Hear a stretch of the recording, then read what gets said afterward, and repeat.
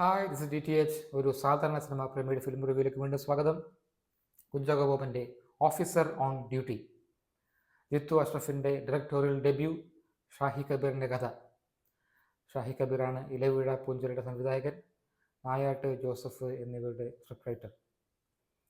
ജെയ്ക്സ് ബിജോയുടെ സംഗീതം, റോബി വർഗീസ് രാജിൻ്റെ സിനിമാറ്റോഗ്രഫി, സമൻ ചാക്കോയുടെ എഡിറ്റിംഗ്.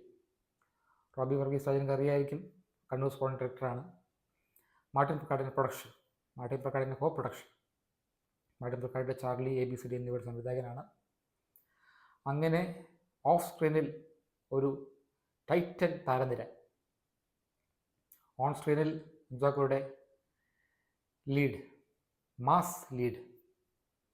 ഇത് ഒരു രീതിയിലും ഒരു മോശം പടമല്ല, വളരെ ഹൈ ആയിട്ടുള്ള പ്രൊഡക്ഷൻ ക്വാളിറ്റി ഉള്ള പടമാണ്.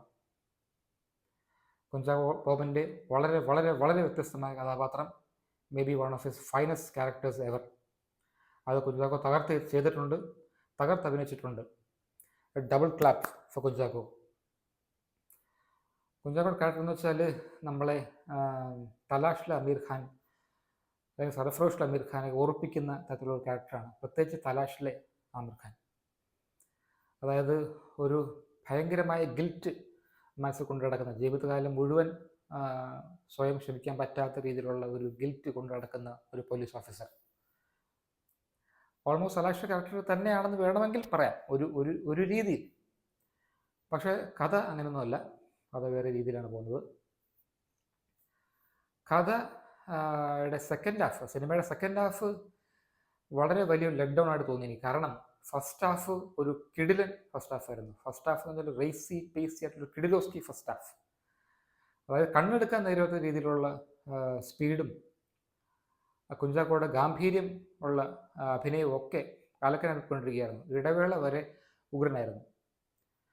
പക്ഷെ സെക്കൻഡ് ഹാഫ് വല്ലാത്തൊരു രീതിയിൽ പോയി. ഞാൻ ഒരുപാട് പടങ്ങളിൽ കണ്ടിട്ടുള്ള ഒരു ടൈപ്പ് രീതിയിൽ അങ്ങ് പോയി.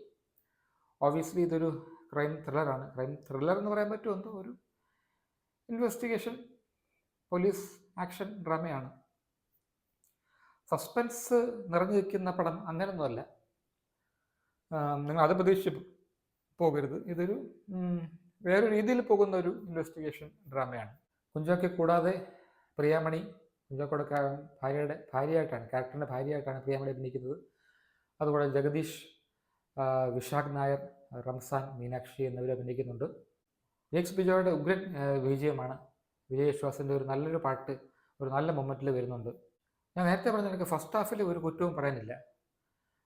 Top class BGM, top class editing, top class cinematography, top class അഭിനയം, എസ്പെഷ്യലി ബൈ കുഞ്ചാക്കോ ബോബൻ. കുഞ്ചാക്കോ ഞെട്ടിച്ചു. കുഞ്ചാക്കോയുടെ ഒരു മാസ് പടം എന്ന് വേണമെങ്കിൽ പറയാം. അങ്ങനത്തെ ഒരു ക്യാരക്ടറാണ്. എല്ലാവർക്കും ഇഷ്ടപ്പെടുന്ന ക്യാരക്ടർ ആവണമെന്നില്ല, പക്ഷേ അങ്ങനത്തെ ഒരു ക്യാരക്ടറൈസേഷൻ ആണ് കൊടുത്തിരിക്കുന്നത്. ഈ സിനിമയിൽ 2 പ്രശ്നങ്ങളാണ് എനിക്ക് മെയിനായിട്ട് തോന്നിയത്.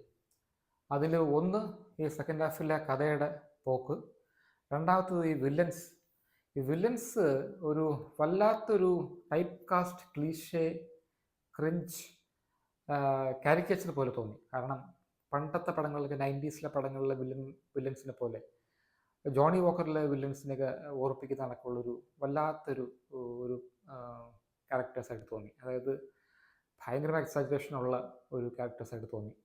ബാക്കി സിനിമ അങ്ങനെയല്ല പോകുന്നത്. പിന്നെ ബസ്സിലെ ഡെവലപ്മെൻറ്റ്സും ഭയങ്കര ഓവർ സ്ട്രെച്ചിങ് ആയിട്ടും ഭയങ്കര എക്സാജറേറ്റഡ് ആയിട്ടാണ് എനിക്ക് ഫീൽ ചെയ്തത്. അതുകൊണ്ട് തന്നെ ആ സെക്കൻഡ് ഹാഫ് ഇടവേള കഴിഞ്ഞുള്ള കഥ വളരെ വളരെ മോശമായിട്ട് തോന്നി എനിക്ക്. ഓബിയസ്ലി ഞാൻ എൻ്റെ കാഴ്ചപ്പാടാണ് എല്ലാ റിവ്യൂവിലും പറയുന്നത്. ഒരുപാട് പേർക്ക് ഈ പടം ഇഷ്ടപ്പെട്ടു എന്ന് പറയാം, കാരണം അതിനുള്ള എലമെൻറ്റ്സ് ഈ പടത്തിലുണ്ട്.